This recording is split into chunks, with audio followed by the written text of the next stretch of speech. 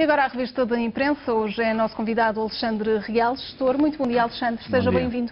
Vamos começar precisamente pela situação dos incêndios, neste caso no Parque Ecológico. Exatamente.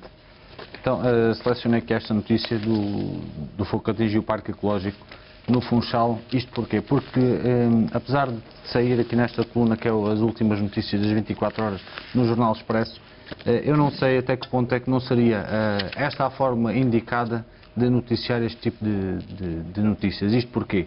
Está provado cientificamente e através de vários estudos que a cobertura jornalística que se tem feito aos incêndios, nomeadamente de estarem ao vivo com chamas por trás, que isto incentiva muito a quem já tem alguma delinquência e que tem propensão para este tipo de atitude, proporciona que eles atuem e que as pessoas tenham uma proatividade para incendiarem, no fundo, as florestas, o que tem um impacto negativo muito grande em termos económicos, em termos sociais, e deixava gostei muito da forma até como saiu esta notícia, porque foi uma notícia, tem que ser noticiado. Eu penso que poderia ser algo que podia ter grande destaque, não é? Não um grande destaque no sentido de grandes imagens, porque o fogo é uma coisa que está comprovada que atrai o homem, ou seja, o homem é uma coisa bonita e muitas vezes parece que estamos a assistir a um espetáculo. Infelizmente não seria se calhar a melhor forma, até porque todo o impacto que isto depois tem, até mesmo em termos dos meios, todos os meios que as próprias televisões... Parece que a cobertura deve ser mais contida, é isso? Com certeza. Isto porque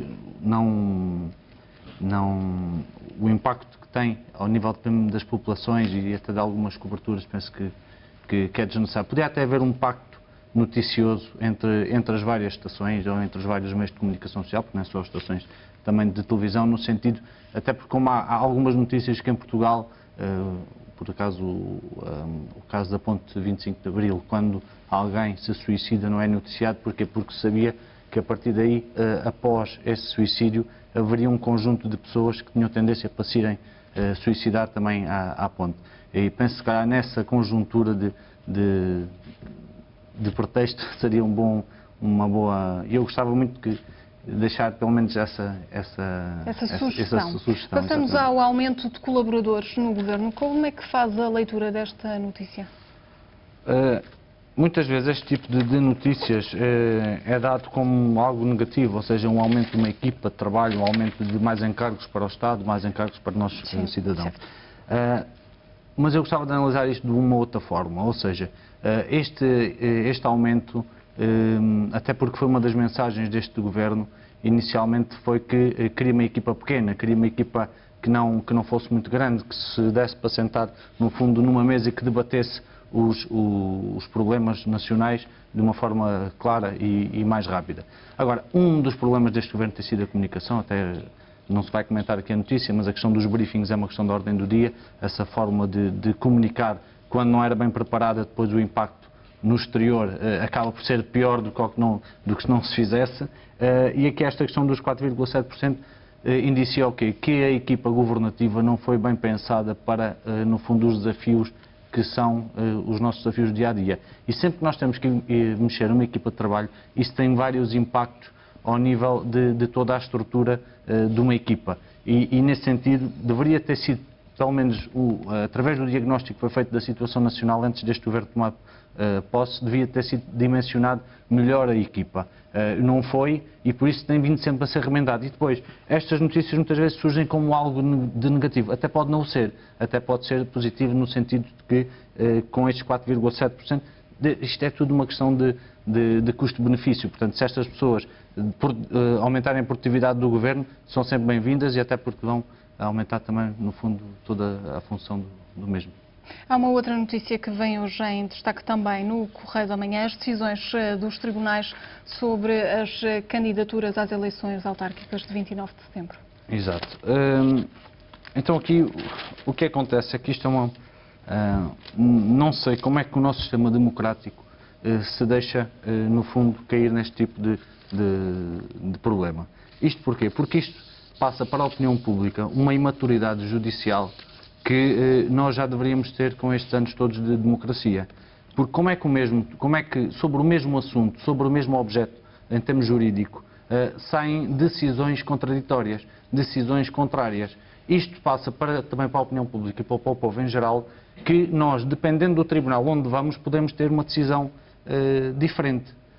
Isso é de todo negativo, porque isto dimensiona que a pessoa pensa que, olha, eu posso ter sorte, posso ter azar, e assim, a justiça não pode ser, tem que ser uma coisa objetiva e está-se aqui a violar vários princípios constitucionais, nomeadamente até a questão da igualdade, do princípio da igualdade. Como é que os mesmos candidatos têm acesso a decisões diferentes? Aconteceu, por exemplo, com a candidatura de Luís Filipe Menezes. Exatamente, com Luís Filipe Menezes e depois as candidaturas de Beja que foram chumbadas, ou que não, portanto, que o Tribunal não deu provimento e que não se podem então candidatar. Isto é muito negativo para todos nós. Isto porquê? Porque dá-nos a ideia que há várias justiças num país que deveria haver só uma. Isto já sabia que ia acontecer. Porquê é que não se preveu? Porquê é que não houve uma atuação preventiva, até por parte do sistema político? Porque depois isto tudo deixa-nos uma imagem de maturidade política do nosso país. Por falar em política, como é que leitura é que faz das declarações do Primeiro-Ministro depois do regresso de férias ontem na Festa do Pontal, que está de resto em destaque em vários jornais nesta manhã? O discurso, eu gostava de fazer aqui, e até aqui pegando no Jornal de Notícias, que mostra aqui uma foto, que eu até gostava que, se fosse possível, fosse transmitida. Que, sim, estamos a temos aqui uma foto que demonstra, mais uma vez, o que eu chamo de política de plástico. Isto porquê?